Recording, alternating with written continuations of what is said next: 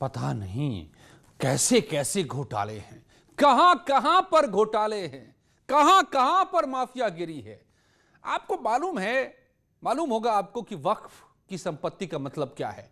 वक्फ की संपत्ति मतलब मुस्लिम समाज के गरीबों की संपत्ति, उनके लिए, उनके हित के लिए ये संपत्तियां छोड़ी गई थी कभी बड़े बड़े लोगों के द्वारा, लेकिन अब उसे लूटा जा रहा है पूरे देश में, और यूपी में भी यही भंडाफोड़ हुआ है। दरअसल ये सब कुछ सामने तब आ रहा है जब केंद्र की सरकार ने एक कमेटी बनाई है ऐसे संपत्तियों की पहचान के लिए और उनके डिजिटाइजेशन के लिए, ताकि आगे से संपत्ति का पता रहे कि कौन सी संपत्ति है, किसके पास है, क्या उसका हो रहा है। अभी तक तो पता ही नहीं है। तो जब ये खंगाला जा रहा है, मुख्तार अब्बास नकवी उसके नेशनल चेयरमैन हैं इस काउंसिल के, तो पता चल रहा है कि हजारों हजार बीघा जमीनें, हजारों हजार संपत्तियां गायब हो गई हैं। कौन कौन लुटेरे हैं इसके, कितने बड़े लुटेरे हैं इसके, आइए समझते हैं। अशरफ फारूकी बीजेपी के नेता मेरे साथ जुड़े हुए हैं। वसीम रिजवी से की बात आप सुन रहे थे, क्या वो भी अपना पक्ष रखेंगे सामने आकर? सुनील सिंह साजन मेरे साथ समाजवादी पार्टी के प्रवक्ता जुड़े हुए हैं। सुबही खान राजनीतिक विश्लेषक मेरे साथ जुड़ी हुई हैं। मौलाना साजिद रशीदी मुस्लिम धर्मगुरु जुड़े हुए हैं। स्वागत है, आप सभी का स्वागत है। मैं सुबह ही आपसे शुरू करना चाहता हूं because you have extended research and I think we lack knowledge about वक्फ एंड प्रॉपर्टीज। वक्फ की प्रॉपर्टीज के बारे में हमें कम मालूमात है, बहुत लोगों को कम मालूमात हैं। क्या ये होती हैं, किस पर्पस से छोड़ी गई थी और कैसे इन्हें लूटा गया है। और मुझे तो लग रहा है, जो मैंने आज रिसर्च की और समझ में आई बात, कि ये गरीबों पर आज तक का सबसे बड़ा डाका साबित हो सकता है अगर कायदे से पड़ताल हो जाए तो। जी जी अजय जी, बहुत अच्छे टॉपिक पे आज आपने डिबेट रखी है। देखिए, इस्लाम को जो एक रेडिकल इस्लाम का फेस है, वो तो हम लोगों को बहुत ज्यादा रैम्पेंट दिखाई देता है, लेकिन इस्लाम की कुछ स्पिरिचुअल आध्यात्मिक ऐसे पॉइंट्स हैं जो कहीं ना कहीं बहुत बैकग्राउंड में चले गए हैं, और मुसलमान ही उन चीजों के ऊपर स्टैम्पेड करता है, उनको कुचल देता है, और इस्लाम को बदनाम सबसे पहले मुसलमान ही करता है। आपने वक्फ प्रॉपर्टी की बात करी। वक्फ जो होता है वो इस्लाम में, मुसलमानों में एक ऐसा कॉन्सेप्ट है कि जिनके पास एक्स्ट्रा प्रॉपर्टीज होती हैं या ज्यादा पैसा होता है, वो रिलीजियस, एजुकेशनल या चैरिटेबल पर्पसेस के लिए, इन तीनों में से या इन तीनों के लिए या तीनों में से एक पर्पस के लिए अपनी प्रॉपर्टी वक्फ कर देते हैं, कि मतलब हमने अल्लाह की राह में दे दी। तो उस प्रॉपर्टी को के लिए उनको मैनेज करने के लिए अलग अलग बोर्ड्स होते हैं, जैसे शिया वक्फ बोर्ड है, सुन्नी वक्फ बोर्ड है, वक्फ ट्रिब्यूनल भी अलग होता है। अगर कोई डिस्प्यूट हो जाता है तो उसको देखने के लिए वक्फ ट्रिब्यूनल में केसेस चलते हैं। तो इन बोर्ड्स के जो चेयरपर्सन या चेयरमैन कभी रहते हैं, कभी अनफॉर्चुनेटली या ज्यादातर मैं कहूंगी कि इस तरह के लोग आते हैं जो उन प्रॉपर्टीज गरीबों के उस हक तलफी करते हैं जो अल्लाह की राह में या चैरिटेबल पर्पस के लिए काम किया गया, उन प्रॉपर्टीज में करोड़ों करोड़ों अरबों अरबों खरबों का घोटाला करते हैं। और अभी मैंने बाइट सुनी कि शायद शिया वक्फ बोर्ड के जो पूर्व चेयरमैन है वसीम रिजवी साहब, हालांकि कुछ राष्ट्रवादी वो बातें करते हैं, उसमें मैं बिल्कुल उनके साथ हूं, लेकिन मैं दो लाइनें बोलना चाहती हूँ अजय जी। अन्याय सहकर बैठे रहना यह महादुष्कर्म है, न्यायार्थ अपने बंधु को भी दंड देना धर्म है।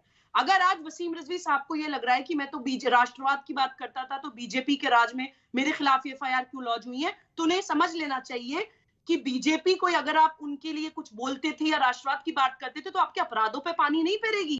आपने जो गलत किया है वो गलत है। अगर ये सीबीआई ने एफआईआर करी है तो प्राइमा फेसी डेफिनेटली उनको कुछ दिखाई दिया होगा, और जब भी इसमें जो भी ट्रायल होगा, जो भी इन्वेस्टिगेशन होगी, जो जजमेंट आएगा, बिल्कुल अगर आप दोषी पाए जाएंगे तो आपको बिल्कुल सजा होनी चाहिए, इस्लाम के टेनेट्स के हिसाब से भी और भारतीय संस्कृति के टेनेट्स के हिसाब से भी। जो अपराध है वो अपराध है, जो गलत है वो गलत है।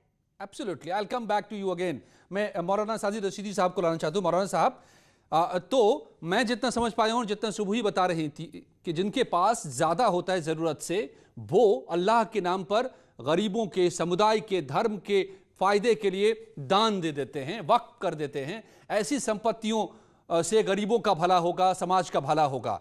लेकिन क्या हो रहा है उन संपत्तियों के साथ और कौन ये कर रहे हैं? और बड़े बड़े नाम सामने आए हैं, बड़े बड़े राजनेताओं के नाम सामने आ चुके हैं इसमें, और उन पर इल्जाम लग चुका है। तो क्या ये मुसलमान ही गरीब मुसलमानों का के हक पर डाका डालने का काम कर रहे हैं और करते रहे हैं?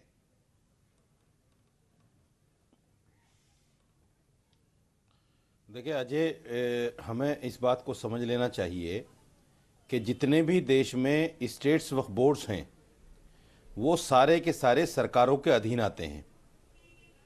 सरकारें उनके चेयरमैन नियुक्त करती है, सरकारें उनके मेंबर्स बनाती हैं।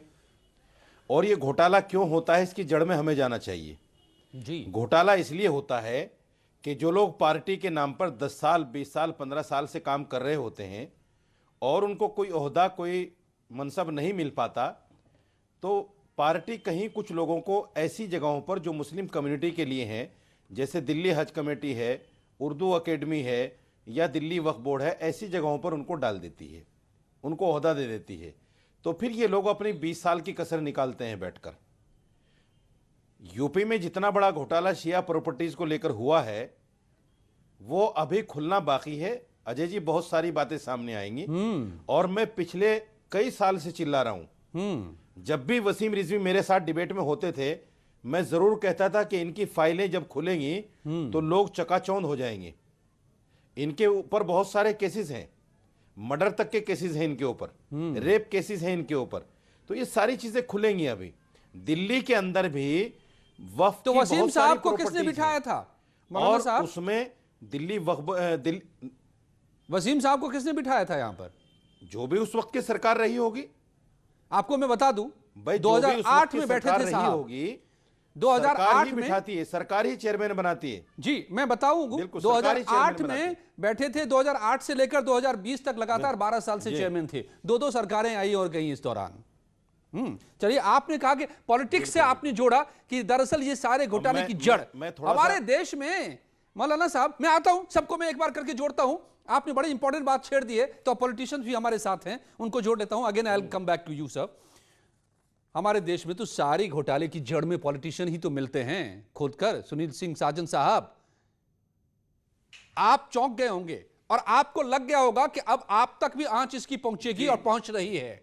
ये कौन है वसीम साहब, ये आप जानते हैं और किसके साथ रहे हैं, और उन पर भी लगा है। मैं बात कर रहा हूं आपके नेता आजम खान साहब की।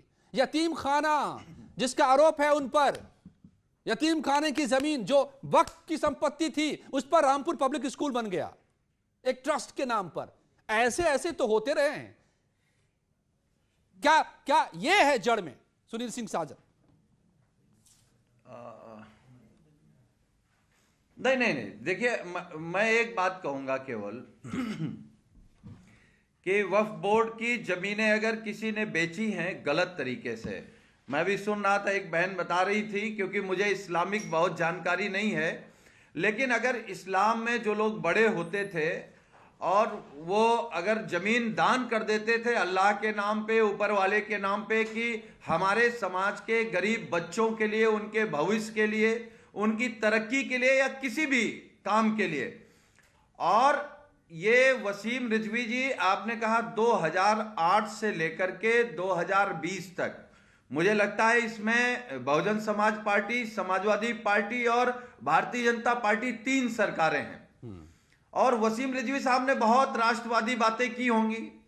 उनको लगा होगा कि हम बच जाएंगे अगर सीबीआई जांच हो रही है। और मैं आपकी डिबेट में कह सकता हूं, इसमें अगर उन्होंने गलत तरीके से बेची है, 2008 से लेकर 2020 तक किसी समय बेची हो, जो कानून या उसका जो अपना संविधान होगा, अगर उसके खिलाफ बेची है, तो सीबीआई इनके खिलाफ एफआईआर करके उन दोषियों को, जितने लोग भी होंगे इसमें, देखिए किसी का नाम आ जाना इसका मतलब दोषी नहीं है, लेकिन अगर कोई इन्वॉल्व है उसमें बेचने में, तो मुझे नहीं लगता कि सीबीआई किसी को छोड़ेगी। बिल्कुल, और यही होना चाहिए। लेकिन सुनील सिंह साजन जी, मैं आपको अपडेट कर दूं, क्योंकि मैं खुद गया था रामपुर का, जब बहुत सारे मामले सामने आ रहे थे, बहुत सारे केस